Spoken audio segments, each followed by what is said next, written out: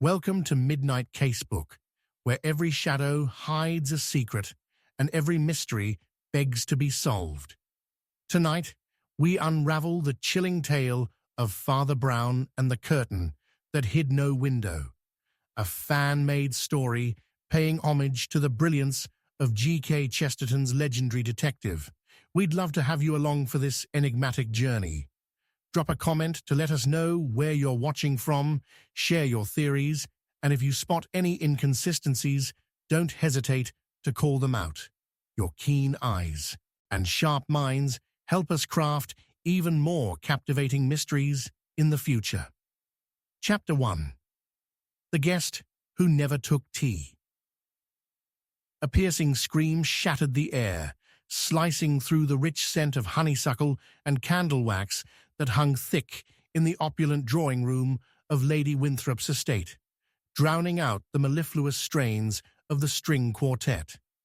Every guest froze, hands poised mid-conversation, an eloquent cocktail of shock and curiosity stifling the laughter that had just moments ago bubbled through the room. As a predatory thundercloud loomed outside, the dim yellow light cast elongated shadows against the ornately wallpaper, turning the opulent setting into a tableau of impending dread. Father Brown, who had been quietly observing the soiree from a corner, rushed forward, the attention of all turning towards the grand staircase from which the echoing torment had emanated. There she stood, Lady Winthrop, her gown, a lavish creation of violet silk, caught in the dance of twilight, yet her expression, once radiant, was cold as death itself. In her delicate hand, a blood-stained letter fluttered like a captive bird, its scarlet ink glistening with the promise of stories untold. The chilling contrast of her pale visage against the vibrancy of her finery painted a portrait of horror unmatched by the preceding gaiety.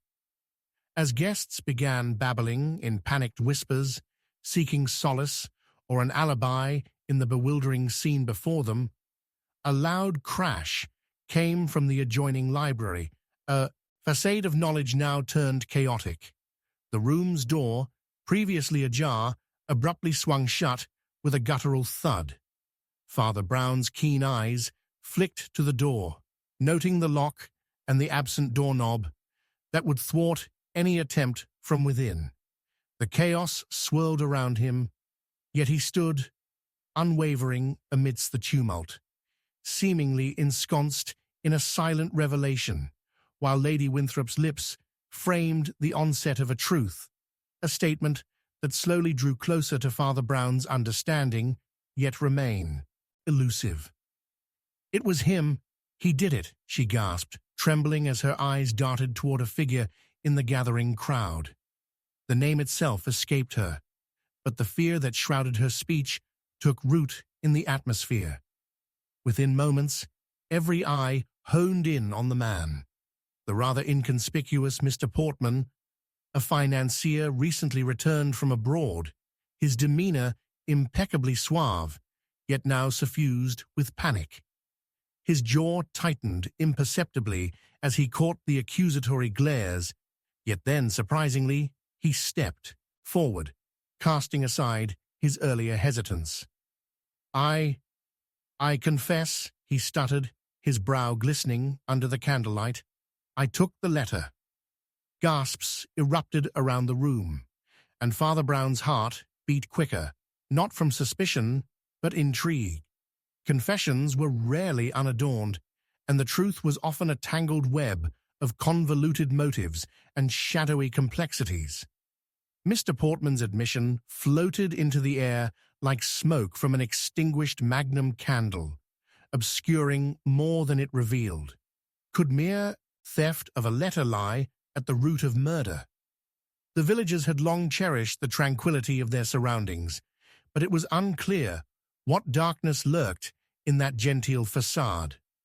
Father Brown looked particularly for the dynamics arching over the assembled guests. Lady Winthrop shifted uncomfortably at accusations, her voice rising in pitch. "You had no right. You were uninvited. Who let you in?" "Precisely because I wasn't invited," Mr. Portman shot back, vulnerability sharpening his tone as he reached into his coat pocket and pulled out a scrunched piece of parchment. "But I arrived only to prevent calamity." "Prevent it?" Father Brown interjected, his gentle eyes probing deeply. "Yet how would you know calamity awaited unless you were aware of previous designs laid bare in that letter, which you insist you took? Designs that were nothing but threats. The letter was meant as a warning. I can only imagine it was written by someone of influence, a person who would not hesitate to ruin reputations." He faltered, an agonizing gulp slicing through his bravado. The room held its breath, caught on the precipice of a potential revelation. Dichotomies of innocence and guilt danced feverishly in half-lit expressions as Lady Winthrop muttered, "But there must be some proof, something tangible." The tension thickened into palpable confusion as thunder rumbled outside, its voice rattling the very timbers of the grand estate. Father Brown noted a few scuffled steps from Adrian, a nervously fretting cousin of Lady Winthrop, lurking near the door, a shadow trying to melt away from the scene, only to be greeted with all eyes oriented towards the very same point. A flicker of alarm crossed Brown's features as he caught that moment, a vital tell. I believe I must take my leave," Adrian mumbled, eyes flitting about like a moth in desperate attempt to escape the monstrous flame of accusation that came from out of Lady Winthrop's body language. "Not so fast," Lady Winthrop warned, her elation waning as dread pooled in the air. And just then, yet another crash rumbled through the estate. This time, the distant clattering of china mingling with the storm outside, followed immediately by footfalls racing towards the library door. "Let me in," Adrian shouted as he lunged towards the ominous barrier, now sealing secrets beyond their reach. A shivering thought passed through Father Brown. The room itself seemed to conspire against them, squeezing the breath out of the investigation. A sacred trust, lost to shadows and whispers. "Stay back," Father Brown proclaimed suddenly, horrified at the scene unfurling before him. He resumed his approach to the locked door, and then, "Wait, listen!" But the sound of splintering wood muffled his command as the door crashed open into the darkness beyond, exposing the floor littered with scattered books. The timid whisper of the approaching storm, mixed with the ominous silence that fell as they all filtered into the library. Figure was sprawled, lifeless in the center, pinned beneath an overturned side table. The initials on the cuff of his white shirt read, a W. Father Brown's heart sank. The guest who had never taken tea had become a grim tragedy, the second victim of a night that would uncover secrets too nefarious to imagine. One letter to untangle a murder, and yet another life lost in the eerie clockwork of fate. "Remove him at once," Lady Winthrop cried, her voice steeped in terror. The night spun deeper into chaos as the storm surged outside and Father Brown uttered with a heavy heart. The chessboard was shifting. Chapter 2. The Shadow in the Library. The obsidian depths of the library swallowed the soft gasps of horror that erupted as light slid across the scene, its beams piercing the oppressive gloom only to reveal a tableau of ominous stillness.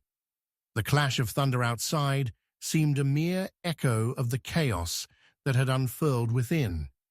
Candles flickered perilously, casting elongated shadows like gnarled fingers reaching toward the sprawled, lifeless form that gasped its last against the glossy oak of Lady Winthrop's prized furnishings. Father Brown stepped forward from the gathering storm of apprehension, heart heavy yet resolute.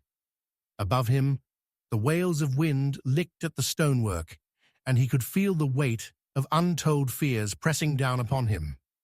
Adrian beside him recoiled at the sight, his pallor stark against the dark wood of the library shelves adorned with leather-bound tomes. "This cannot be happening," he whimpered, shaking as he grasped his cousin's arm, the weight of revelation leaping from his trembling lips. "Aunt Winthrop will—" "Your aunt is too buried in her own fabric of grief to notice the threads unraveling around us," Father Brown interjected, his eyes keenly scanning the room, searching for culprits that mingled with illusions. He noticed a single, dust-shrouded painting on the rear wall, framed in opulence but curiously absent from its use. Its wooden surface seemed too pristine against the chaos of the night. How often do we ignore what hides in plain sight? Lady Winthrop had yet to enter the library, her footfalls hesitant at the threshold, uncertainty glistening in her eyes. "Where is my painting?" she demanded, with a tremor of authority, but doubt clouding her presence. "The one of the family crest? It was here earlier." Her words stumbled onto themselves, a fractal of anxious inquiry. "The painting is in a place only the storm knows," Father Brown observed quietly, his thoughts drifting to the slim possibility the painting was a hidden motive, a trigger for monstrous folly. It remained shrouded in thought as he turned now toward Mr. Portman, whose imploring countenance had become even graver. "You realized it was at stake, didn't you? The painting was not merely a family treasure. It held a secret, a liability cloaked in familial pride." "Her husband's scandal, you mean," Portman breathed, eyes flitting nervously, the tension thick as the very air around them. "This night was filled with whispers of theft and ruin. We all know it," his voice quavered, betraying dread so profound that shame itself receded into the corners of grasping shadows. "Speak plainly, Mr. Portman," Father Brown urged, his presence calm amidst the storm. "What do you know of this affair?" "A reputation built on deceit, through generations," Portman murmured, rubbing the perspiration from his brow with a trembling hand. "My undeniable string that pulled me into the heart of the estate was that letter. It made no mention of the painting, but I knew, deep down I knew, that things unraveled when figures like Adrian re-entered Lady Winthrop's life." Adrian fumed, stepping forth, indignation stark beneath his initial fright. "You dare insinuate I am complicit? I loved my aunt. Burning that phony letter mattered because I told you so, did it not? It was Portman who risked exposure." Their voices rose, curling like smoke. Yet Father Brown, watching the tempest come to life, illuminated a keen insight from afar. Each exchange revealed a shade of unlikeness. How peculiar it is that the family painting remains missing, yet all your motives grow tangled like a trellis of vines. Perhaps someone sought a stumbling block that would lead us down a path of premeditated ruin. The power within the library thickened, isolating them in a web spun from each other's distrust. As if summoned by this intensity, the storm's violence crescendoed, battering the windows and sending vibrations through the very spine of the estate. For a fleeting moment, Lady Winthrop's expression softened, giving way to a moment of clarity. "Can we leave this foolishness, Father?" she implored, her eyes flitting dangerously between lingering despair and veiled anger. "My husband is gone. My family is unraveling. I am bereft." "I assure you," Father Brown replied, his tone softening in compassion, though an edge of steel laced through, that unearthing truth is a delicate matter often seasoned with pain. But no blossom of redemption ever springs forth without first vanquishing its shadows. Then, accidentally brushing against a neighboring bookshelf, a subtler discovery revealed itself. A dusty, leather-bound book teetered dangerously. Portman's breath caught. The book fell with an echoing thump, landing with pages torn and frayed, revealing a flickering slip of paper hidden within its heart. It wasn't only the painting. Portman's voice quaked with the old knowledge. There's more to uncover. I thought I was free of them. Father Brown leaned closer, examining the slip. A hastily penned note with an elegant script far more furious than it ought. The ink still glimmered wetly on the page, inscribed with threats narrowed to familial competition. To you who seek to thrall the symbols of a dynasty, tread lightly, for every word here binds a debt of pleasure. Your finest treasures at the edge of ice await, and none shall break the pact of silence, it proclaimed ominously. And as those words sank into the atmosphere, time seemed to freeze. An undeniable weariness washed over them, a pulse thrumming anew. Lady Winthrop recoiled. Her previous resolve crumbled beneath the weight of unspoken progression. You knew?" she hissed, whipping her head toward Mr. Portman. "What is your stake?" Yet before Portman could muster a response, the library doors slammed shut, unseen by all. But in that sudden, foreboding gust, a shadow whispered through the musty air, curling lethally around their fates.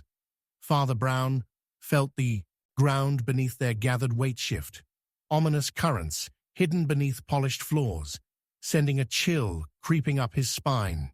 So many motives, so many lives, tethered tenuously to a storm burgeoning outside. The storm was but a prelude to the tempest that had begun to brew within. In the eerie hush that followed, a muted thud echoed softly from the far side of the room, where the painting should have leaned. The shadow had been hidden among secrets untold. An immediate dread gripped him. It had not yet ended, yet merely begun. "Wait!" Father Brown cried, even as the ink on the note began to seep into the air. Light burst forth, twisting shadows in a vortex of bodies, unfurling to scream with tempestuous fury as the darkness seized, and the silence swallowed them whole. Chapter 3: Echoes of the Past. In the flickering candlelight of the small chapel, the wild winds howled as if the tempest outside sought revenge upon the walls that were meant to provide solace. It felt as though the very earth trembled in recognition of the chaos unraveling in the grand estate. A sharp rap at the heavy oak door shattered the stillness, and Father Brown's heart raced as he swung it open, a gust of rain-soaked air crashing into him. And yet, it was not the storm that struck fear. It was the face of Mrs. Ashby, the village's eldest inhabitant, framed against the backdrop of a swirling maelstrom, her eyes wide, mouth agape, as though something monstrous lurked just beyond the veil of the night. "They're coming for you, Father." Her voice quivered, laden with urgency, as thunder rolled ominously overhead. "You must hurry. Secrets, they're stirring like a demonic wind." "Secrets, you say?" he distantly mused, the pulsing dread in her eyes, threading into the darkness of his mind. "What secrets?" Without a word, Mrs. Ashby clutched his arm, her bony fingers trembling like fallen leaves, leading him hastily towards the village square. An unearthly chill settled into the marrow of his bones as they crested a hill, revealing the estate's looming silhouette against a brimming sky.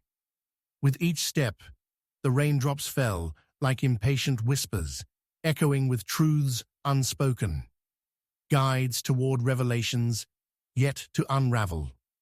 The church bells tolled mournfully, a discreet warning that spread through the air, only matched in intensity by the scent of wet earth and the palpable tension that enveloped them.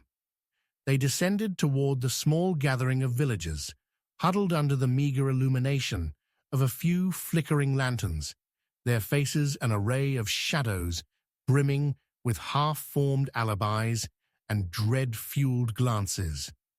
"Alice and her stories," muttered old Mr. Grimsby, his voice rough as gravel, always nibbling at the truths we wish to leave behind. Father Brown's attention sharpened at the words, a glimmer of understanding awakening in him. "Alice? What stories does she tell that draw your ire?"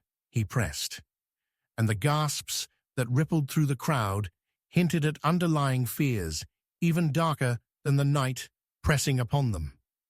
While the villagers mumbled amongst themselves, Brown seized the moment, honing in on a young woman at the edge of the assembly.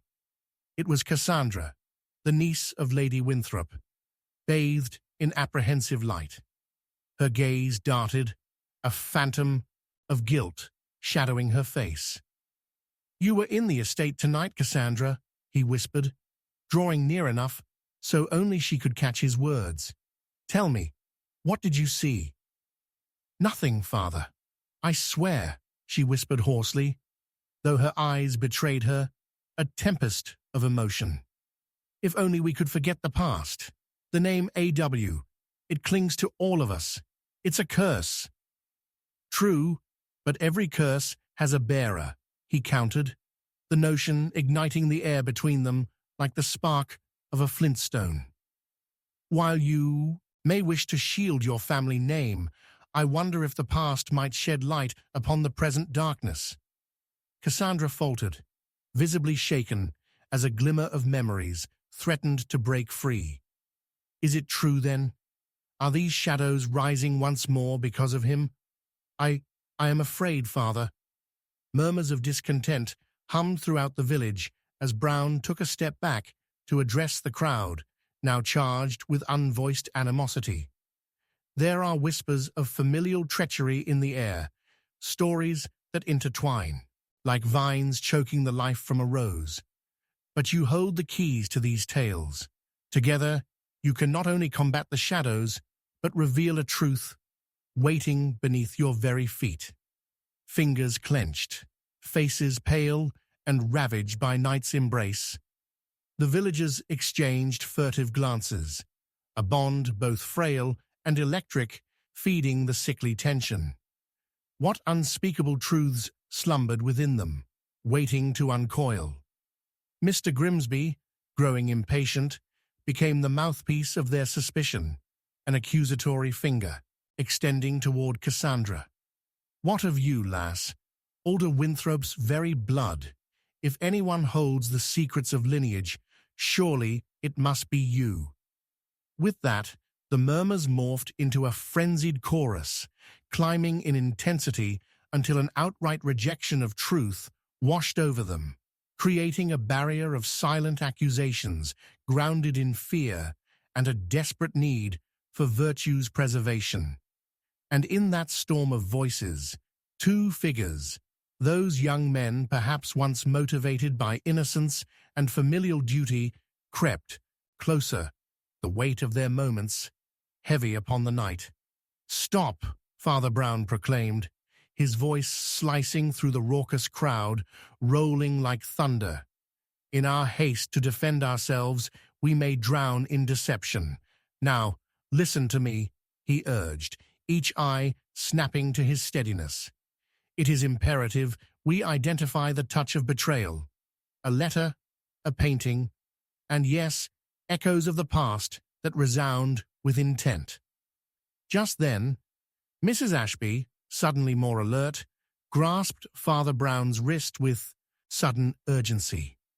"The blood-stained letter, Father. The one whispered of in hushed tones upon darkened stoops. It's written in the same hand as that cursed note we found. Is that not the bond that ties us all? There was a truth to her words that coalesced in the air, swirling dangerously like the winds outside. One could feel the tension thicken, an electric pulse that hung in the gloom. Where is this letter? Brown's voice became a hushed prayer, yearning for clarity amid the storm. It's gone, Mr. Grimsby croaked, his voice cracking under the weight of his own guilt. Last we saw, it was with Adrian. He was to return it after burning the other. And there, in the flashing shadows of the night, the lingering question lay heavy in the air. Had the fuse been lit? Had they unwittingly marched towards the brink of revelation, or was something more sinister, hidden, preparing to unravel? Just then, a strangled cry rang out from the square, the sharp echo slicing through the tempest. All turned, eyes widening in disbelief, as a figure emerged from the veil of rain-soaked darkness, drenched and wild, dripping with an unspeakable fury. Adrian stood before them, soaked to the bone, his hands trembling and gripping what appeared a single blood-stained letter. Eyes locked, terror etching deeper lines on all faces as whispers of dread spiraled like icy tendrils through the group. You should not have come back, echoing through the night, every villager holding their breath, contemplating an irrevocable dark tide, rising along with the storm. Too late, Adrian breathed hoarsely, the weight of their gazes searing him anew. I know now the truth. And just as he began to speak, lightning flashed across the heavens, illuminating the parchment in his hand, revealing a name scrawled in ink, a name they thought buried, a name powerful enough to shatter them all. With the wind howling in approval, Father Brown felt the dragon of fate twist its head, and the dark currents of betrayal coursed closer, ready to envelop them in a tempest of stormy revelations. Chapter 4. The Will in the Vicar's Study. The windows of the vicarage rattled violently against the storm's wrath, a turbulent symphony of shrieking winds and crashing rain that filled the air with an urgent foreboding. As Father Brown entered the study, his heart raced.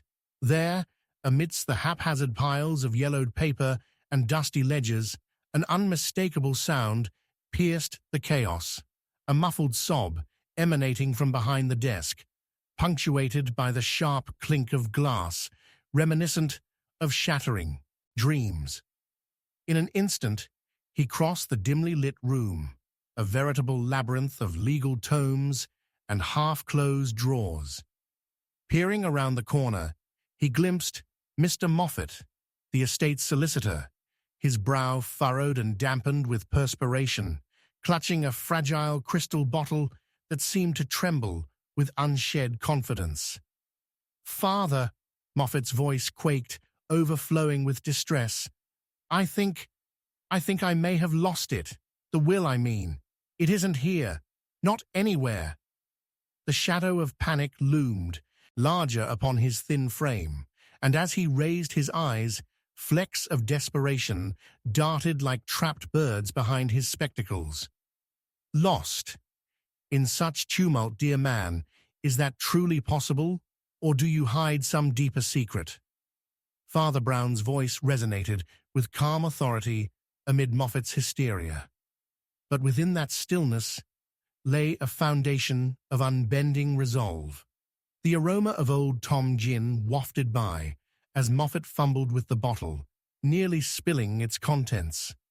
"There's been talk, old talk, about hidden motives, about family feuds," Moffat gasped, as though the very air around them thickened with ancient grievances. "If it is lost, Father, the estate, perhaps all of it, could descend into chaos. The heirs, they are already in perilous league with one another." Father Brown, leaning closer, scrutinized a half-open drawer that revealed an assortment of musty scrolls and crumbling parchments. Has no one considered the ramifications of a will's absence as more than mere oversight? You, scribes of the past, often left treasures disguised within the most mundane writings. The candlelight flickered, dancing upon the edges of the sheets, casting shadows that seemed to hiss secrets of ill intent.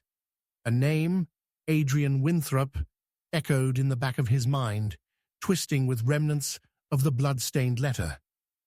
Tell me more about these heirs. Who stands to benefit from the missing will? Each word twisted Moffat's features into contorted shapes of revelation, the glimmer of resignation, replacing previous bravado. Why, it is Lady Winthrop naturally, though she nursed grudges toward her brother, Alder. And let us not forget the others. Cassandra, even her suitor. Tensions have grown like mighty thorns, and one slip can tear the fabric of us all. A loud clap of thunder hammered against the roof, intensifying the vicar's senses. Then surely there is something within those documents that might yet unravel a narrative unseen. Let us sift through the detritus, Mr. Moffat, as they rifled through countless papers. The atmosphere grew tense and electric, crackling with unvoiced questions. Father Brown's seasoned hands paused upon a letter penned in a strikingly bold hand. In its spidery script, words such as loyalty and sacrifice emerged from the shadows, twisted with a cryptic blend of loss and longing. "What is this, Mr. Moffat?" Father Brown asked softly, handing it to the solicitor. "Surely you recognize both the hand and the implication buried within." Moffat's brow furrowed as he skimmed the content. "Ah, yes, that is the family history, an old account reflecting the Winthrop lineage, but it is incomplete. So many pages are resting unrevealed. Then it is a necessity to seek those pages. Society's law books may pacify the thirst for wealth, but it is family blood that often resolves the undying conflicts," he said, returning to the cabinet behind them. Shadows deepened in the flickering light. As thunder rumbled more insistently, something about Moffat's demeanor shifted. The solicitor leaned in, whispering with urgency, "Father Brown, if someone took that will, perhaps they'd wish to keep its contents hidden. Yes? What could provoke such treachery?" "The ink of regret seldom dries on a blank page," the vicar replied, falling deeper into his introspective rhythm. "To divulge the past, we must dissect it. Thus, tell me, was there anything unusual about the last meeting you had with Lady Winthrop?" Moffat hesitated, his eyes darting toward the shadows. She insisted I should draw the will again, said it must reflect those unspoken truths," he stammered, guilt painting his features. "When I delivered it, I found something strange carefully tucked within the folds, words beneath her distinctive script, a warning, as if she feared someone might lie in wait." Father Brown's pulse quickened, the lantern's flicker casting an aura of uncertainty. Then the shadows cast upon the past are merely shadows of ongoing ambitions. Do you recall those words? Only something about betrayal, shadows lurking. By now, Moffat's fidgeting had escalated into a frenzy, and the letter slipped from his clammy grip, fluttering softly to the floor. Before Father Brown could consider its contents, the study door swung open with a violent crash, as if the tempest outside sought to invade, uninvited. Looming in the threshold stood a drenched Adrian, the haphazard notes clutched close to his chest as though they bore unbearable secrets. "I thought you'd be here," he barked, his voice a raw fragment of fury as he stumbled inside, water pooling at his feet. "The will, it holds more than you think. more than any of us thought. At that moment, the power went out, plunging the room into a suffocating darkness, the candle flames dying in their own despair. Father Brown fought through the obscurity to find Adrian's silhouette, the weight of his words heavy with the gravity of hidden truth. "Whatever you think you found," Father Brown cautioned, his voice echoing softly, "you must question your certainty before it preys upon you." A grasping hand surfaced from the shadows, trembling in the silence. Adrian whispered, "But it was not lost. I know where it is. If only the storm would cease." Thunder roared, and in that moment, a reverberating crash echoed from outside, reminiscent of the very heavens tearing apart, prompting gasps to fill the air, mingling with rain in a chaos that rivaled the storm itself. The lantern flickered, casting momentary light upon Adrian's face, etched with terror and conviction. The truth would come like a tempest. Just then, the distant, shuddering scream of a lost soul echoed from the village, chilling the very marrow of Father Brown's bones, a foreboding harbinger of deeper shadows coiling ever closer. "Come, Adrian," he murmured. "The past may no longer await patiently." And together they battled against the thrum of darkness, tension coiled like a serpent, ready to strike, for clarity, redemption, or peril lay just beyond the flickering flame that now struggled to survive. Chapter 5. A Confession Too Soon. A bone-chilling scream shattered the stillness of the candlelit room, reverberating against the storm-swept window panes while the wind howled like a pack of wild beasts. Father Brown felt as though the very air had thickened, weighted with the unspeakable horrors that lurked just beyond the flickering glow of his solitary lantern. Shadows danced in a frenzy, weaving in and out of sight like looming phantoms. The scent of damp earth and impending ruin swirled around him, mingling with the acrid bite of fear. The scream, a voice he recognized, echoed with palpable anguish, and before he could steel himself, Adrian's frantic entry jolted him from the depth of contemplation. "Father, I confess." Adrian collapsed against the door frame, breathless and drenched, the tempest raging outside mirroring the tempest within him. His face was pale, eyes wide and haunted, the blood-stained letter crumpled tightly in his fist, as though it alone could absolve a guilt that pulsed with the rhythm of his racing heart. "I did it. I murdered her. Lady Winthrop. It was me."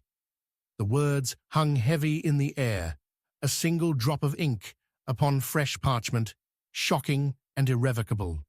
Father Brown, feeling the weight of the confession, studied the young man's features, desperate for signs of truth amid the storm of emotions reflected in his dilated pupils. "Adrian," he murmured gently, "confessions born of fear often mask greater truths. Tell me all you know, and do so not as an accused man, but as an ally seeking clarity amidst chaos." Everything I did." Adrian's voice cracked, the anguish unraveling inside his chest. "She knew the letter existed. She threatened to expose me, to ruin our family's name. And when I confronted her, the rage it overcame me. I struck her. And... His voice faltered, the damning memories fighting to breach the surface. Father Brown watched as the boy trembled, his confession swimming with the residue of remembered violence and grief. "Yet you speak of rage, of actions spurred not merely by intent, but by fear," he pressed, stepping closer, his voice draped in a velvet calmness. "Was your confrontation truly that of a man intent on murder, or something darker and more concealed?" Did anything occur in that moment, prior to your descent into the depths of despair? A fragment of the truth that caught your breath? Words, Adrian choked, barely forming the syllables. She spoke of betrayal, things hidden even from her own blood. Moments before, I hadn't thought.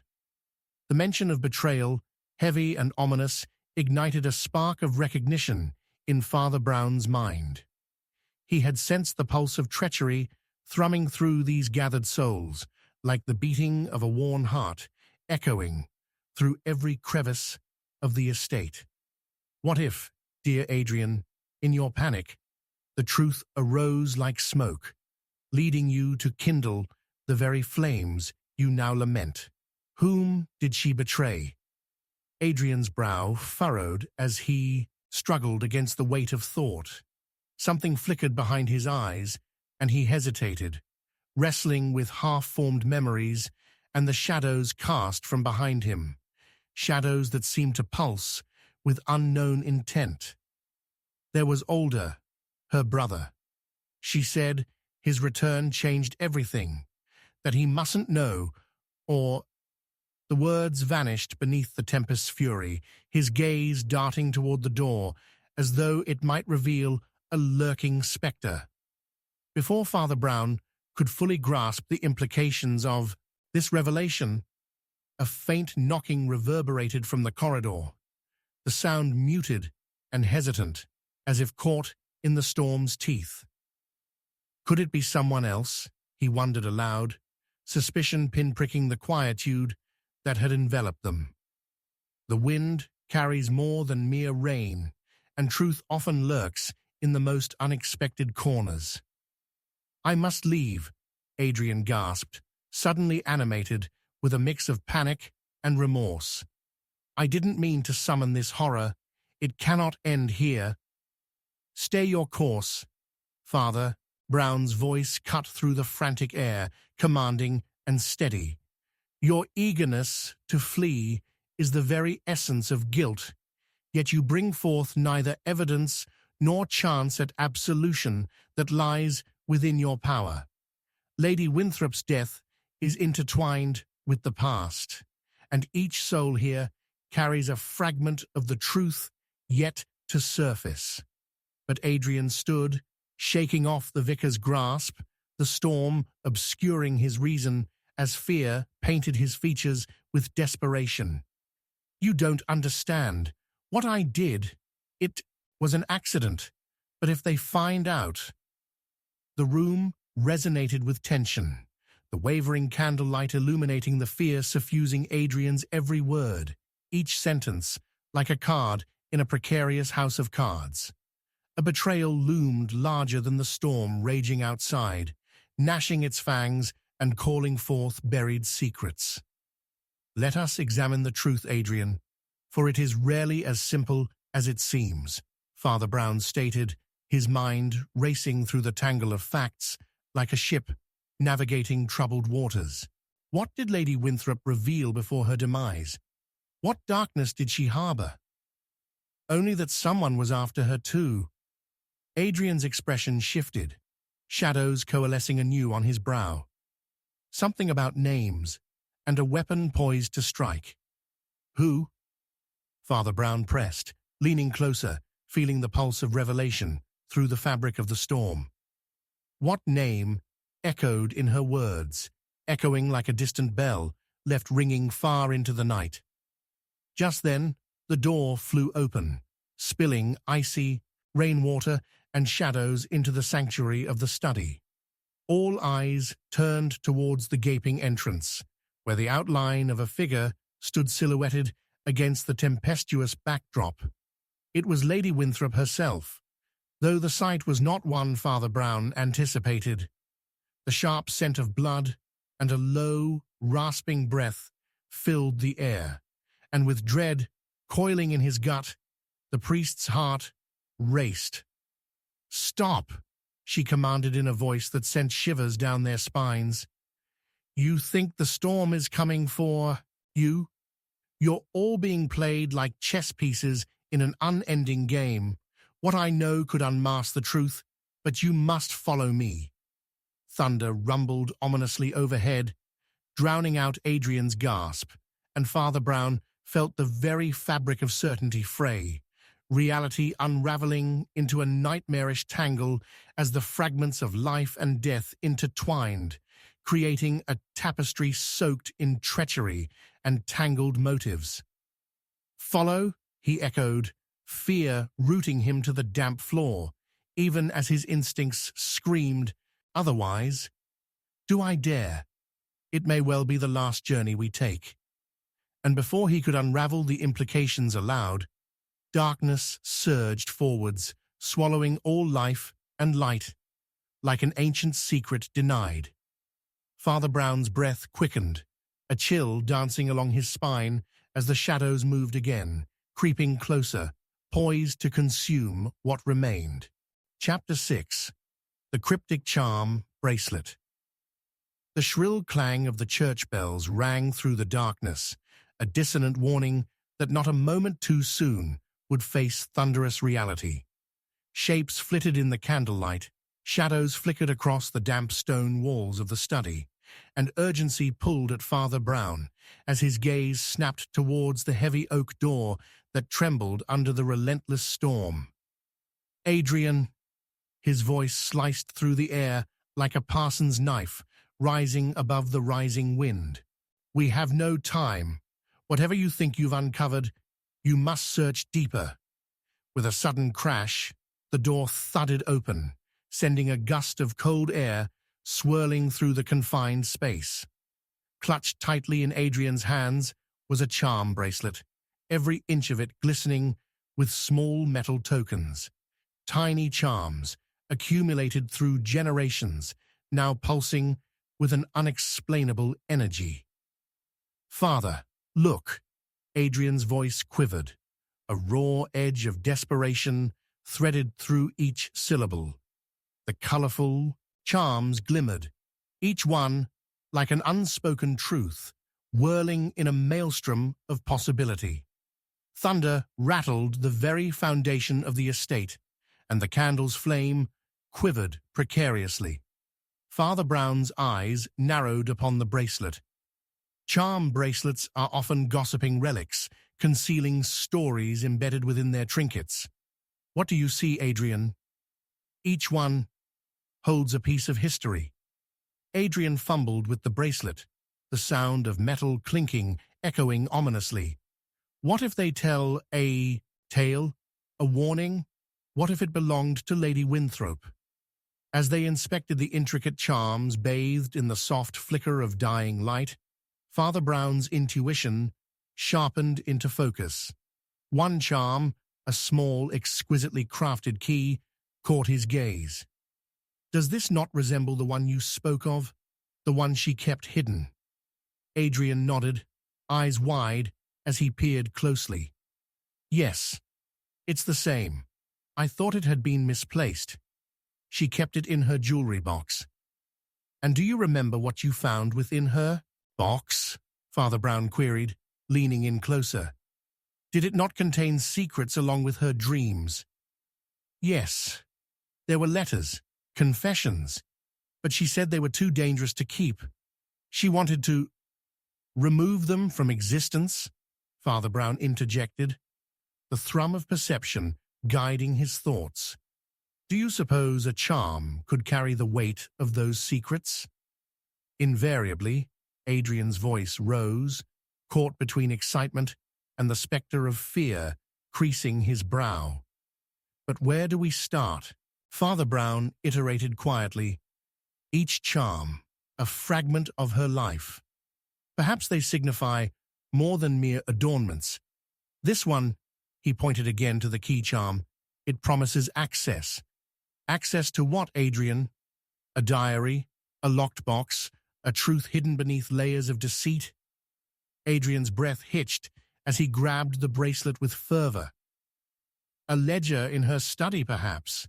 But, Father, what should we do now?" "First," the priest admonished, his features set, "we unravel the tales they tell. Each character in this cruel play holds a thread. What you perceived as guilt might veil the innocence of concealment, and that which you think absolves might shackle. Just then, a glint of silver caught Adrian's eye beside the fallen letter, still damp on the floorboards. "Father, look," he breathed, reaching down. A pin, a silver letter opener. It was lying next to the note.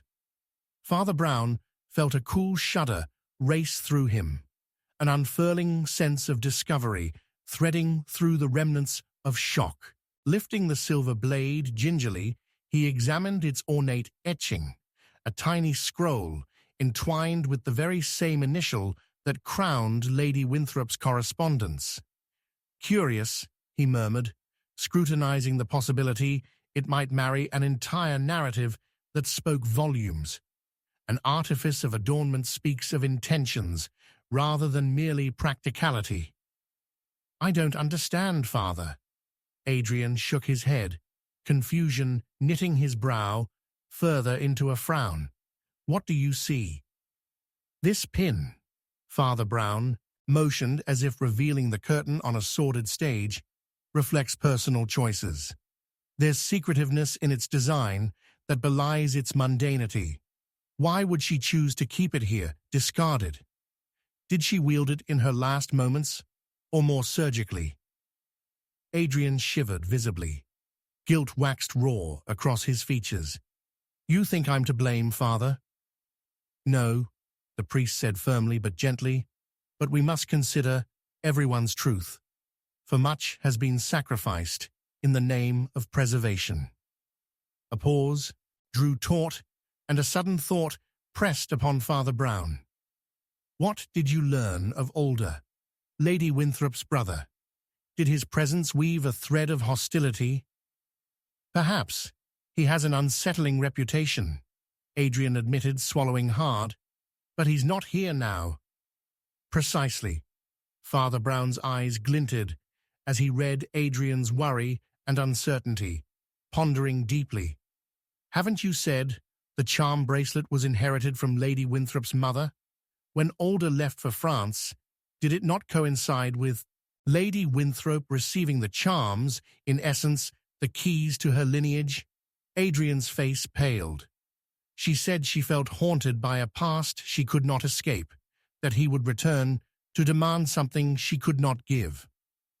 "Only her secrets, perhaps," mouthed Father Brown, thrusting thoughts against the tapestry of voices trapped in the shadows.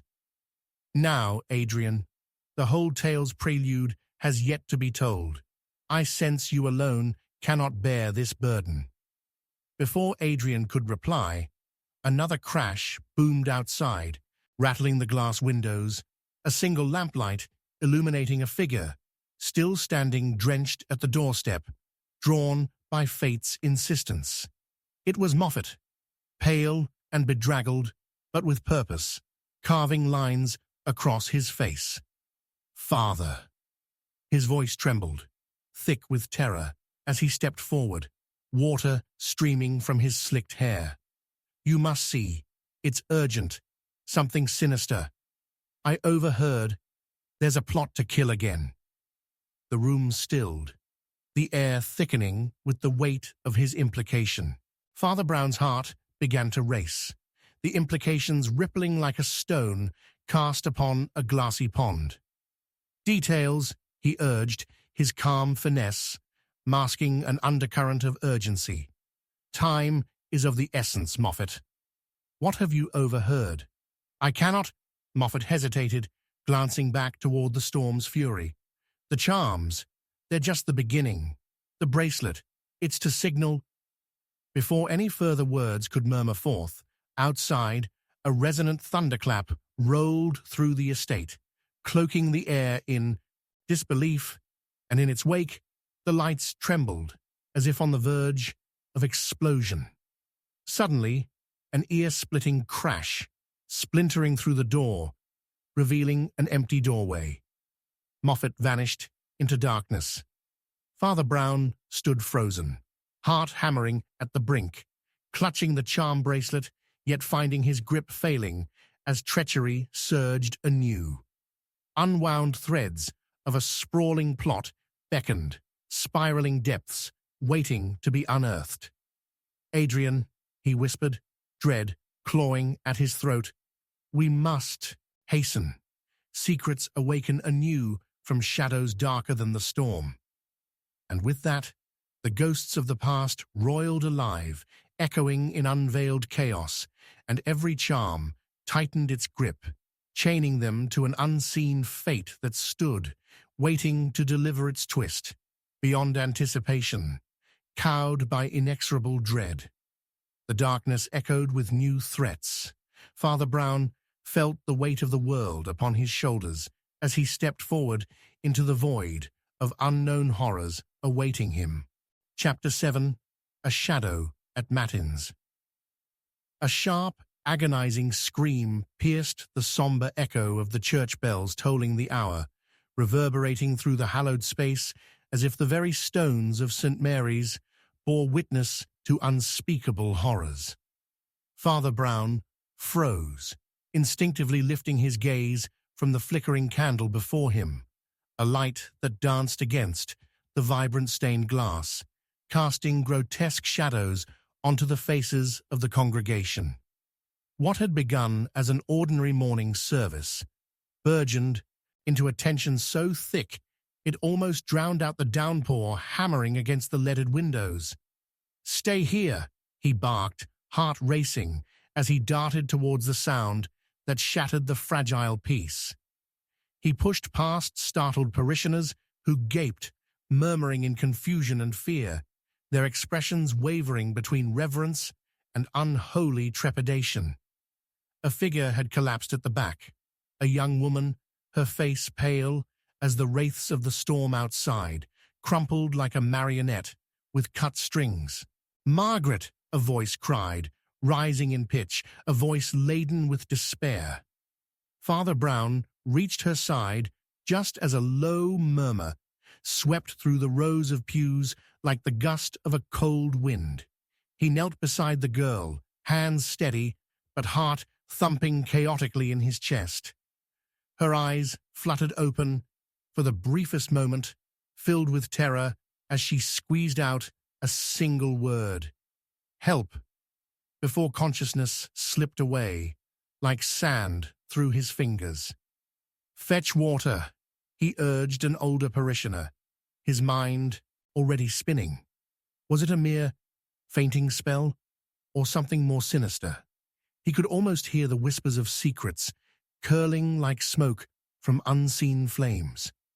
Returning his attention to the girl, Father Brown's gaze fell upon the edges of her scarf, darkened unnaturally, a crimson line seeping through the fabric, a shock of scarlet against the pallid backdrop. It shook him, a foreshadowing of the dark tapestry he knew was woven around them all. His voice lowered to a murmur. "Margaret, what has happened? Were you harmed?" He heard her faint breathing punctuated by gasps, yet before she could respond, a low clamor began to build among the congregation, nervous murmurs swelling to anxious cries. In the flickering candlelight, shadows twisted, contorting in ways that seemed sentient.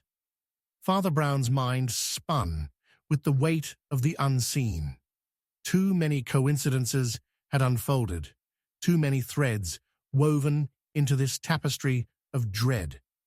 The minister, a burly man with hands that shook as he rose, attempted to calm the crowd, but his voice faltered, fear dancing in his eyes.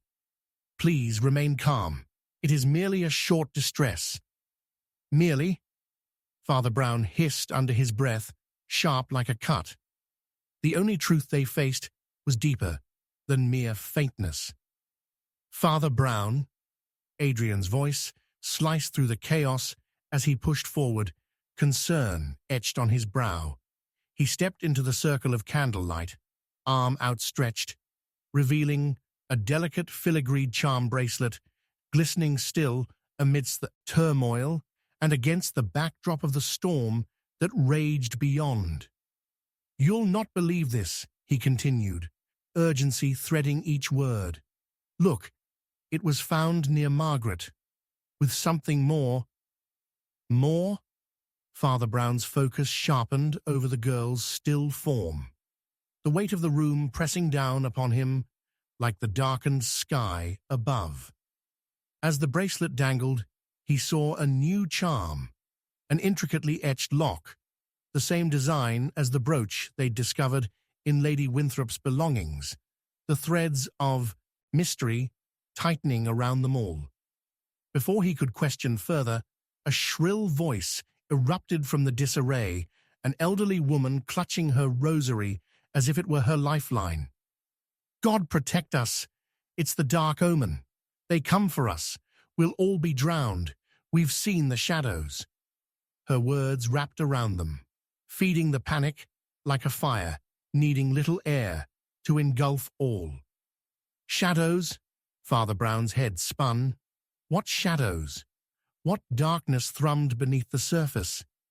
His instincts told him they were on hallowed ground, yet already the binding chains of fear gripped tighter around their hearts, while innocence oscillated dangerously between clarity and culpability.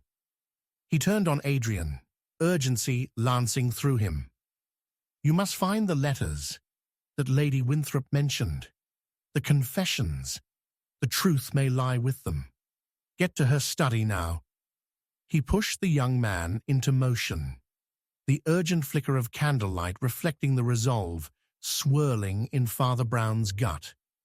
The church trembled, a gust of wind wrapping around them in a swirling embrace, as a deafening clap of thunder echoed in the heavens, rattling the fragile sanctuary, a harbinger of the dread lying in wait outside its stone embrace. Something shifted at the rear, a figure cloaked in shadow, slipping away unnoticed during the upheaval. Father Brown's heart quickened. He sensed a calculated dance, an unseen puppeteer at play. Stop, he barked before shifting hastily through the panicking crowd and dashing toward the door. His instincts blared alarms. What hidden intention waited in those daring shadows? As he reached the threshold, his sharp gaze caught a glimpse of the retreating figure, the edges of fabric whispering against the air, gliding swiftly like a serpent through grass. He launched himself into the open air, rain pelting him like a barrage of warnings. But the silhouette had vanished into the storm, leading him forth into an inky oblivion. "Father," Adrian called, chasing after him, a mix of exhilaration and worry bursting from his chest. "The letters, they're vital. We have to uncover." But the crack of thunder drowned him out again, a flare of lightning illuminating the world in momentary brightness, revealing something grotesque upon the ground. Father Brown's breath caught in his throat, heart pounding, as he bent to examine a blood-stained letter, littered upon the wet cobblestones, where the figure had vanished. Its corners were frayed as if torn from the very heart of Lady Winthrop's secrets. He could almost hear the weight of the darkness wrapping around them. "Adrian, here!"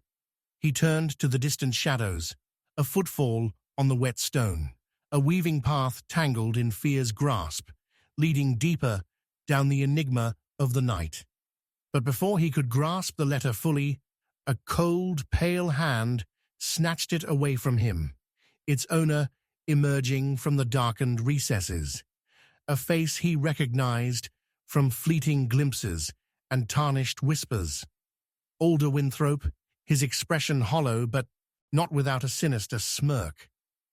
"Still searching for secrets, Father?" How quaint! A plummet of dread gripped Father Brown as their eyes met, the sound of bells ringing derisively overhead, truth and treachery swirling like leaves caught in a tempest. The world around him narrowed into a single point of focus. Could the brother of Lady Winthrop herald the end of already frayed threads, or merely sharpen the edges, slicing deeper into the heart of mystery. And then the distant crack of a gunshot echoed thunderously, final and irrevocable, a disastrous harmony joining the storm, now raging within them all. The darkness stretched around him, suffocating the breath from his lungs as dread loomed, more potent than the encroaching storm. Now, Alder whispered, an ominous chant echoing forth like an incantation. The darkest secrets shall awaken.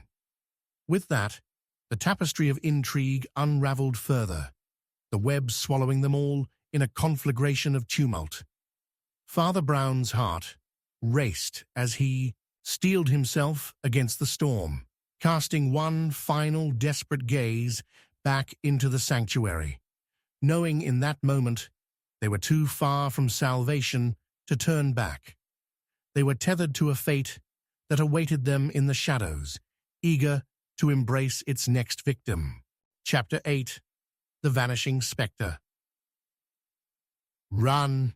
The world seemed to pulse with an erratic heartbeat, the very air thick with an electric charge, as Father Brown collided with the rain-slicked cobblestones just outside the church door. Clutching the blood-stained letter, he felt its secret slip through his fingers, each drop of rain merging with its crimson stains like the throbbing whispers of buried truths rising to the surface. Another crack of thunder split the air above him, a celestial shout that drowned out the panic-honed shouts of Adrian behind him, urging caution. Yet instincts pulled him toward the unknown, the fervent quest to uncover the spectre of fate that loomed just beyond the reach of candlelight. A figure darted into the darkness, their silhouette woven into the fabric of the storm, moving with a serpentine swiftness that organic instinct told him was no mere human. Panic knotted the pit of his stomach as he pressed on, rain drenching him, muffling the thunderous rhythm of his heart. The spectre he sought might be more than a lingering shadow. It could embody the very essence of despair that gripped the village, taking shape beneath a memory steeped in dread. "Father!" Adrian's voice, strained with urgency, chased after him. "Those letters!" "I know!" Father Brown shouted back, not daring to let the figure vanish beyond the veil of night. His breath came in labored gasps, each exhale whispering the need for clarity in a storm of confusion. He cut a path through the encroaching shadows. All the while, flickers of doubt danced at the edges of his resolve. Was he truly chasing a spectre, or merely the remnants of a mind haunted by regret? Abruptly, the figure twisted, vanishing behind a cluster of ancient trees, gnarled branches clawing at the sky like fingers, desperate to grasp hold of the unfurling chaos.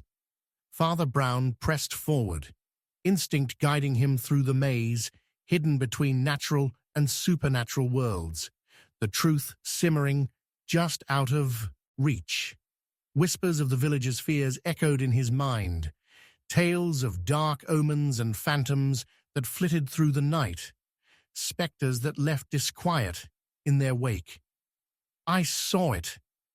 A voice broke through the storm-like howl of rain, jarring him from the reverie of thought. A villager crested the rise of the path, breathless and wide-eyed, fear etched across his face. It was right there, a spectre, all draped in shadow, fleeing like a thief into the night. "Where?" Father Brown asked, pulling closer, scanning the treetops where frantic movements halted suddenly, as if stilled by an unseen force. "What did you see?" "It slipped away, right as the gunshot rang out," the villager stammered, knuckling the edge of his cap as though it somehow afforded him comfort. Just like that. Vanished. Into thin air. Father Brown felt the chill deepen, not from the rain-slicked night, but from an unnerving connection, knitting between the threads of hunted recollections. What do you mean, vanished? Was it a person? Or, no one knows. The villager's voice caught in his throat, trembling with visceral terror. But for all of us who've lived here, it's been whispered that something haunts this estate. The dead returning, if you will. You're a holy man. You would know these things. I'm no arbiter of the dead, Father Brown replied thoughtfully, the spectral theme resonating against the backdrop of his own turbulent memories. Yet, with that thought came clarity. If specters were real, their meanings transcended mere appearances. They reflected truths repressed, implications of guilt discarded. Did you happen to see which direction it went? Toward the old ruins, the villager pointed with a trembling finger, nervously glancing back as though the shadows might envelop him too. You should take care. There are some who dare not go near after dark. Dark irony washed over Father Brown. A spectre could only linger where guilt and dreams mingled, crafting illusions that echoed like phantasms through the hallowed grounds. Before you flee, tell me, did you see anything else? Footprints? A piece of jewelry? He voiced quietly before the stickiness of urgency thickened, urging the villager onward. Anything that would guide me. Perhaps, I thought I saw something glimmering amidst the stones, something reflecting light before it slipped away.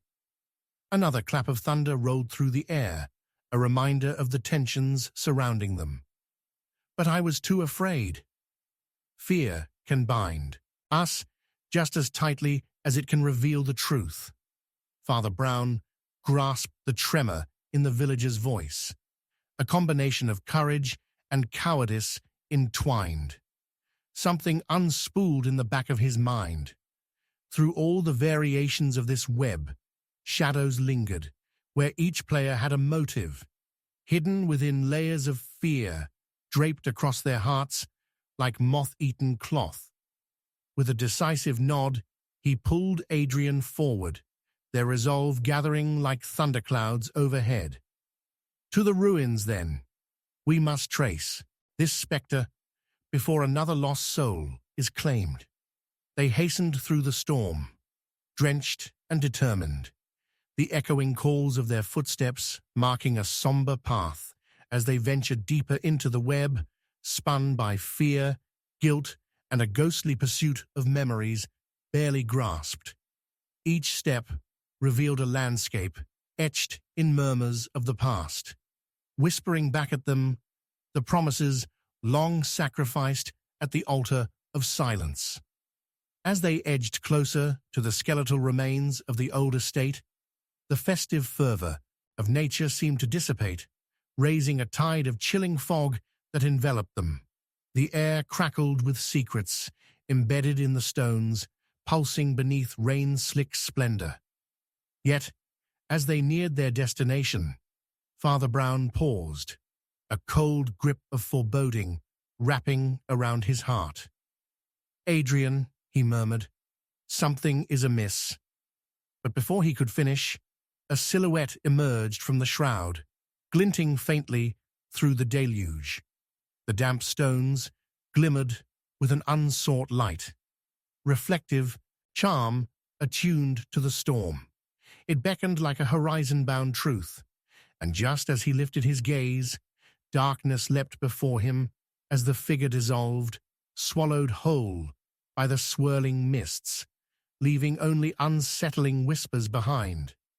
The sound of flapping cloth danced in his ears, accompanied by a sudden, echoing gunshot, a sharp burst of sound that shattered the night.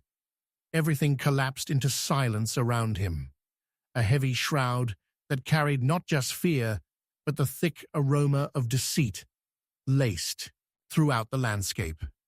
In that instant, he understood with horrific clarity. They were no longer the hunters of shadows. They had unwittingly become the hunted, entangled in a web of ghastly specters spun from the darkest corners of their own unraveling truths. The scene lay before him, poised for revelation, and his breath caught in a sudden chill as he stepped forward, the echoes of whispers colliding with the remnants of dreams, and he felt it, a heart-stopping realization, threading the night like a ghostly hand reaching through time. Every shadow concealed a story, every figure a potential adversary.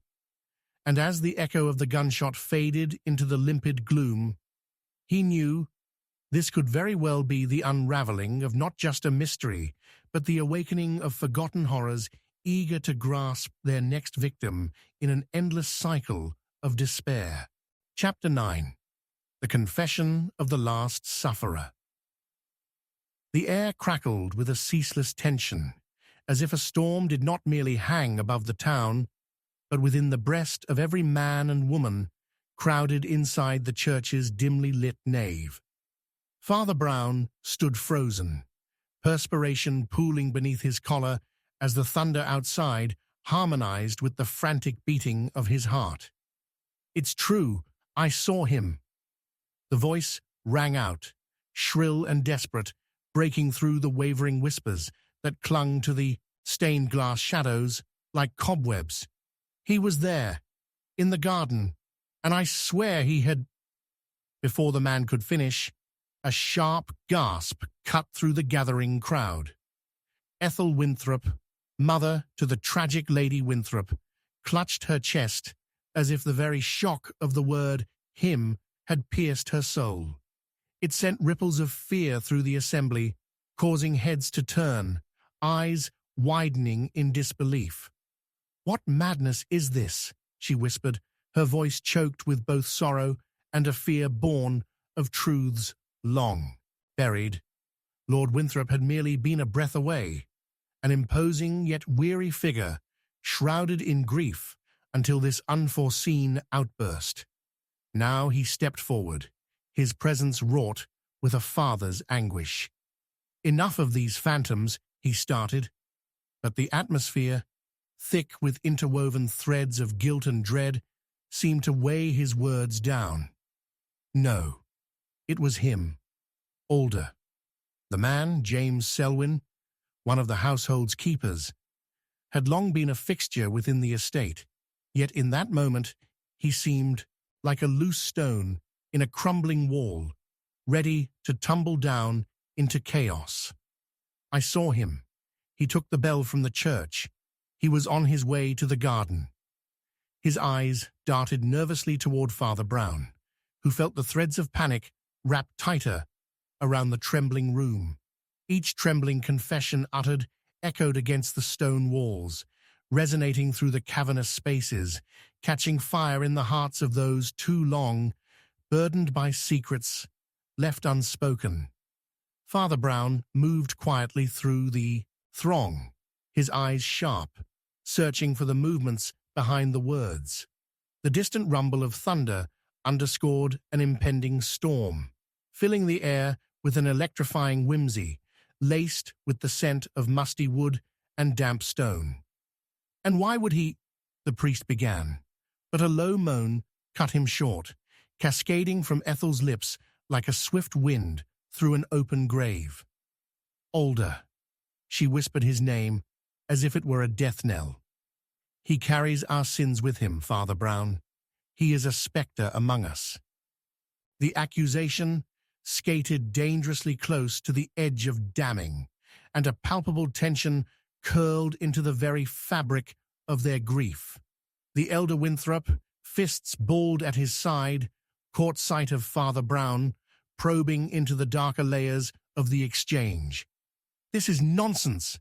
My son is missing, not a wraith returned from the dead. Do not speak of things that ought to remain buried."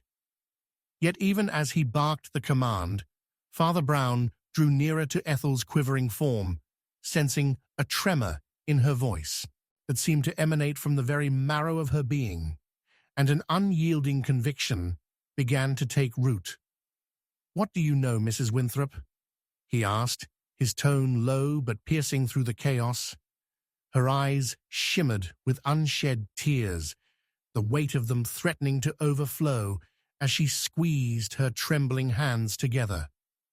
The night she died, the night Lady Winthrop was taken from us, Alder argued with her. I heard him, though no one believed me. He'd vowed to ruin our family, to expose every secret buried beneath the cobwebs of our estate. A hush fell over the crowd, eyes shifting between Ethel and Lord Winthrop, the unspoken accusations hanging like mist in the air. Would he truly level such a claim?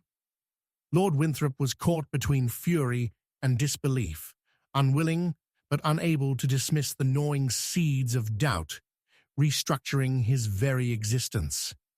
Yes, because he wanted her inheritance. Ethel's words poured forth, the guilt of keeping her silence now weighing heavily upon her shoulders. He had no compunction about taking what belonged to him, no reverence for the dead. Father Brown observed every reaction, the flicker of disbelief sparking even amidst those who should be familiar with the workings of family treacheries. Inside him, a kernel of realization began to bloom. Alder's absence amid the growing shadows, the fierce grip of secrets refusing to die, all coalesced into an ominous spectre that reached well beyond suspicion. James, he turned to the shaken household keeper who trembled as if he might simply blow away in the gathering storm. Did you really see Alder? Did you follow him?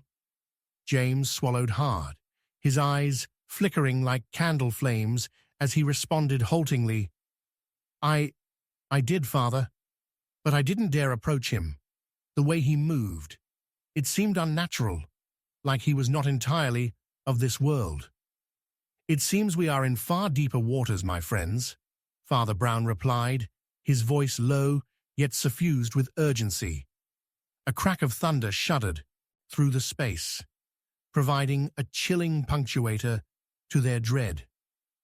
If Alder has taken what is set to ignite further discord, we must act. Before he could conclude, a strange vibration rippled through the church, a disruptiveness that seemed to stretch beyond the storm. And then the doors flew open with a violent crash, cold air rushing inside. A figure stood silhouetted against the darkness, raindrops cascading down like the souls of damned lost to the violence of the storm. It was Alder, Winthrop, drenched and wild-eyed, the embers of madness burning behind him. I've come to confess, he shouted, his voice bending beneath the sheer weight of tumult, yet imbued with a fervor that rattled the hollows of the church. The truth that binds us all, the truth about that night. As he stepped forward, soaked and trembling, an unmistakable glint caught Father Brown's eye. A blood-stained letter pinned to Alder's coat with a single twisted pin, a reflection of buried heartaches demanding rediscovery. The congregation fell into an agonizing silence, the air rife with an impending revelation layered deep within the unraveling chaos. Speak, Alder, speak, for we are bound by the sins of our past, Father Brown urged, moving closer, every instinct flickering with the promise of revelation. But just then, like a midnight bell tolling for the damned, a single gunshot rang through the air, splitting the silence like a knife, leaving everything on the precipice of collapse. Alder staggered backward, clutching his side, and in the stillness that followed, the echo was drowned in the weight of the impending storm. A storm now laden with secrets, for as every soul stared, the unfolding truth promised to unearth the darkest corners of their lives, leaving in its wake an ultimate betrayal not yet fathomed. Chapter 10. The Cross in the Attic. A heavy thud shattered the silence of the attic, the sound reverberating against the sloping ceiling like a concealed scream, igniting Father Brown's caution. The flickering light of his oil lamp danced wildly, casting monstrous shadows that twisted and swayed in the darkened corners, each surge illuminating the dust motes that spiraled through the air like lost souls. Rain pounded against the roof with a furious rhythm, a relentless drumbeat, urging him forward. He could feel the pulse of tension thrumming through his veins, a reminder that he was not alone in this musty expanse bound by secrets and regrets. Cautiously, he approached the source of the noise, a locked trunk wedged against the wall, its brass corners tarnished and its latch rusted. Whatever lay inside had never been meant to see the light of day again. Yet something peculiar stirred within him, compelling him to pry open its secrets. He picked at it with his fingers, the flimsy lock yielding reluctantly under the practiced hands of a man who knew the keys to both conscience and craft. As it sprung open, a cascade of yellowed letters spilled forth, fluttering to the floor like caged birds released into the storm's embrace. His heart quickened as he gathered the brittle pages, their ink smudged yet legible, each traced line a fragment of a forgotten life. A single word leapt out to him from amongst the scattered contents, a name, Alder. It hung in the damp air, the syllables weighted with the gravity of the revelations they promised. Just as he slipped one letter into his coat pocket for a closer reading later, a sharp crack of thunder illuminated another layer of the attic, a large, aged crucifix hanging crookedly on the wall, its presence imposing amidst the disarray. His attention snapped to it, sensing an unyielding power radiating from its wooden frame. "Father Brown," a voice, trembling yet fierce, pulled him from his thoughts. It was Ethel Winthrop, her appearance both spectral and vital amid the flickering light, her eyes wide with palpable fear. The scent of dampness clung stubbornly to her woolen skirt, yet her composure suggested she had ventured here with a purpose forged in desperation. "You must understand," she began, her voice wavering. "Alder found something in the estate that ties everything together. Secrets that could destroy us all."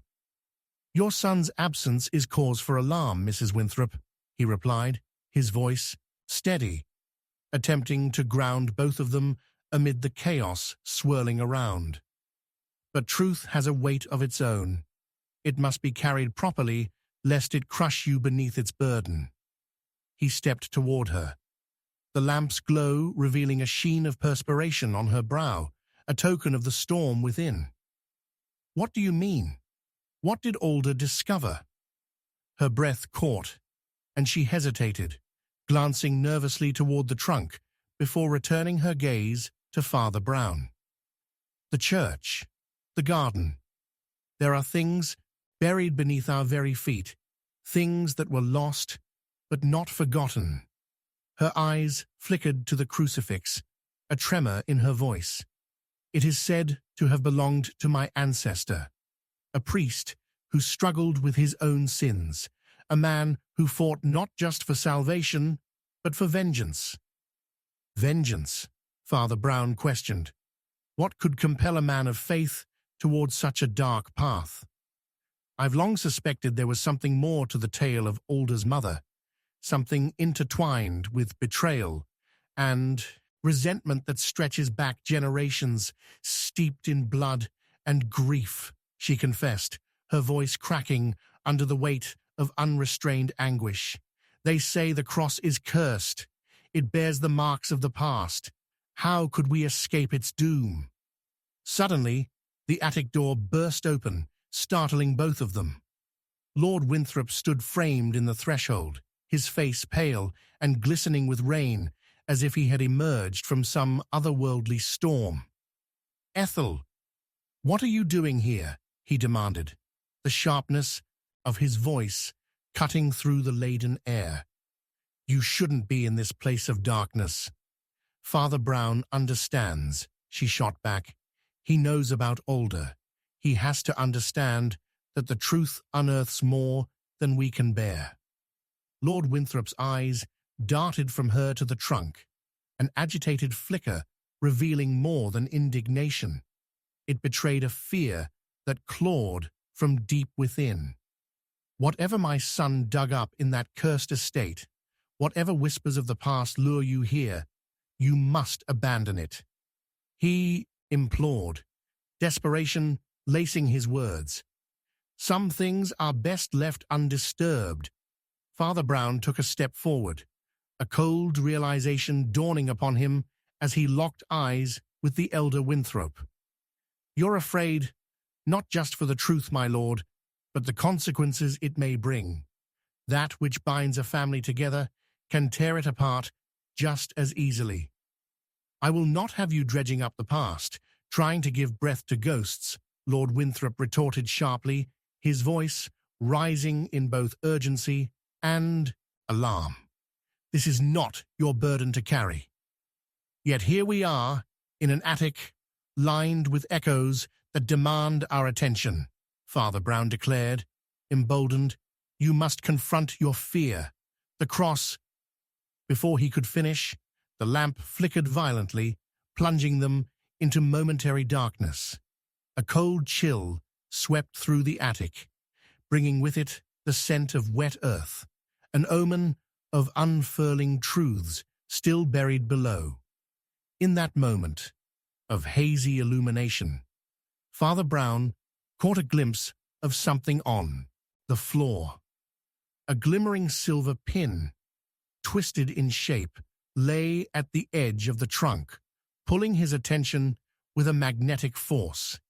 He reached for it instantly, recognizing it as the kind that might have adorned a letter, perhaps the same letter Alder had clutched when he emerged from the storm. It held the unique markings of the Winthrop crest. Just then, another crash of thunder boomed above, shaking loose dust from the rafters and sending a shiver up Father Brown's spine. A final, bothersome reminder of impending doom. Alder entered this room before he left to confess, he murmured aloud, eyes drawn to the crucifix for strength. But what did he uncover here? What truth binds this family in chains that cannot be severed? A new ringing pierced through the tension. An urgent series of knocks echoed through the house, a percussion of dire knocks that resonated like the tolling of a bell, signaling an inexorable end. "Father Brown!" Ethel cried, panic threading through her words. "We must hurry. This dark path of shadows is well guarded." Yet just as they formed a plan, the attic door slammed shut with a thunderous crash, trapping them in an enshrouded embrace of secrets, fear, and a darkness poised to swallow them whole. And as Father Brown felt a sudden tremor beneath his feet, the attic creaked ominously, the weight of buried sins ready to rise against them. A final revelation, ready to bust forth and tear them from the grip of their hidden past. Chapter 11. The Final Candle.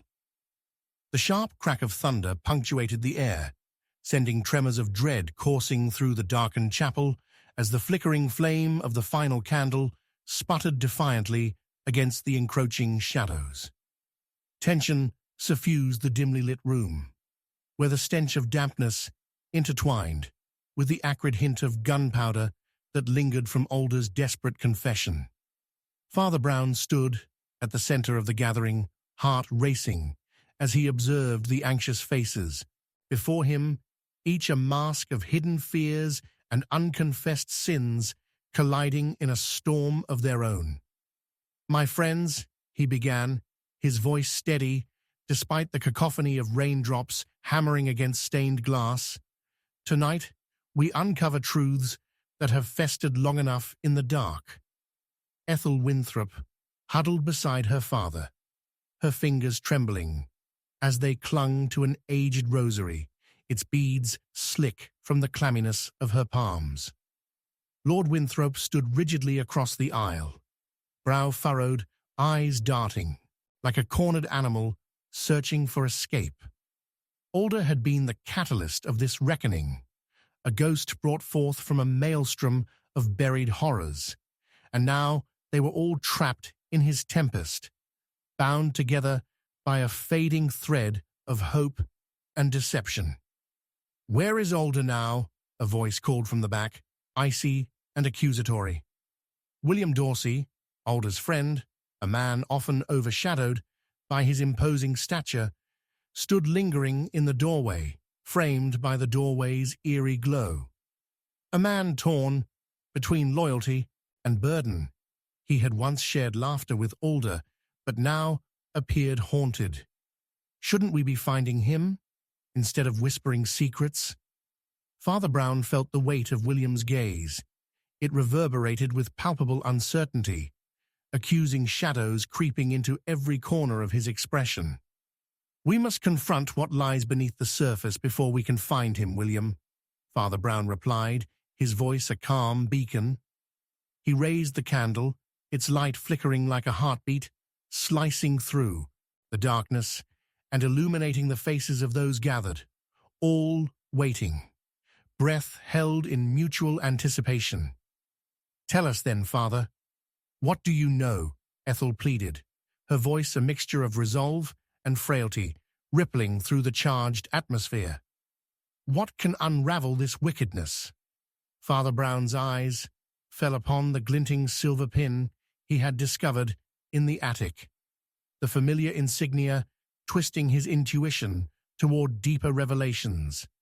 "Each of you carries a piece of the night's dark puzzle," he said slowly, his gaze sweeping the congregation. "Alder bore a secret that could illuminate or annihilate us all." He turned towards Ethel, whose desperation was now evident. The shadows of her past flickered just beneath the surface. "You spoke of a cursed cross, an ancestral burden. Tell me more about your family's connection." As if the words had sparked a fire within her, Ethel leaned forward, voice trembling. "They say the cross cursed my family, bringing nothing but pain and betrayal. There were whispers of a vengeful spirit seeking its due justice." "But your father," Lord Winthrop interjected, his voice rising with an authority that broke through the shrouded reverence. "You and Alder, obscured by tales told by those who wanted more bloodshed. The past may torment, but it does not define who we are." "Yet it does," Father Brown interjected, his tone insistent. "The truth lurks beyond our perceptions, and while betrayal might bind, it can also blind. You are afraid of unearthing long-buried truths, of facing what indeed lies beneath." Alder sought resolve in that truth, even as it threatened to suffocate you. The room fell into a heavy silence, disturbed only by the drumming rain, each beat a reminder of the storm still raging outside.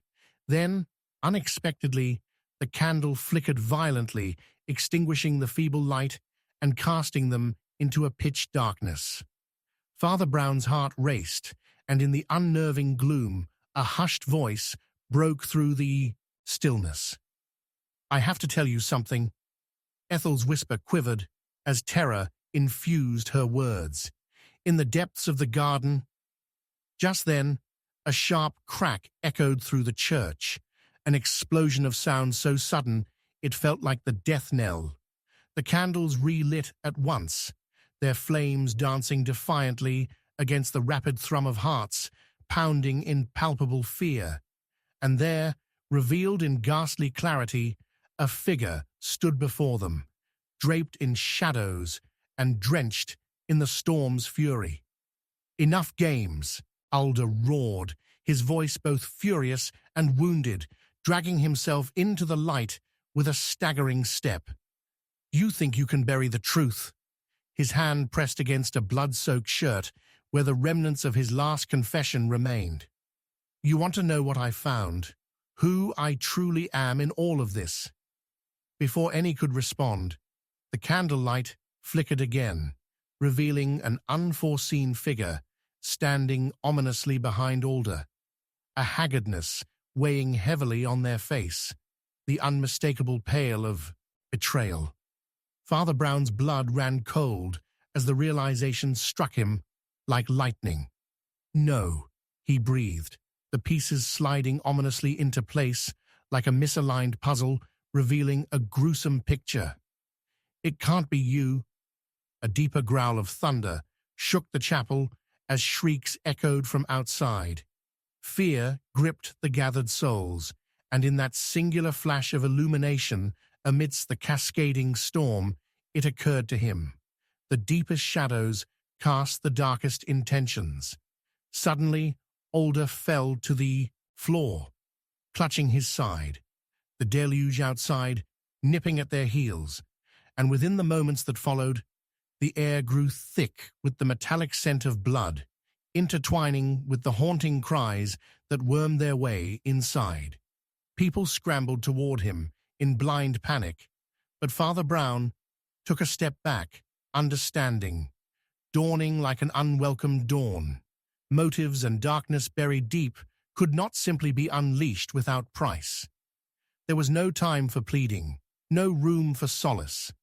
The truth was unraveling before them, and as the storm outside crescendoed into a roaring tumult, he realized something far darker lurked among them, and it remained quietly watching as they began to grasp the unspeakable remnants of their own entwined histories.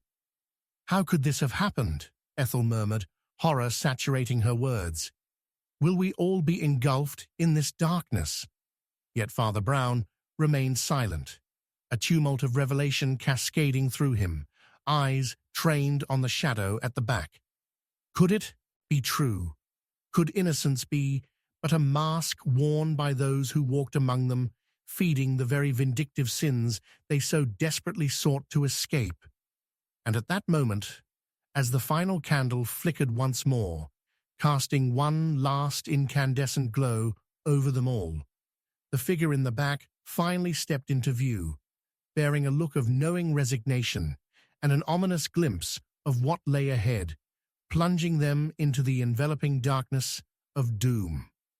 "I may hold the key to your redemption or your end,"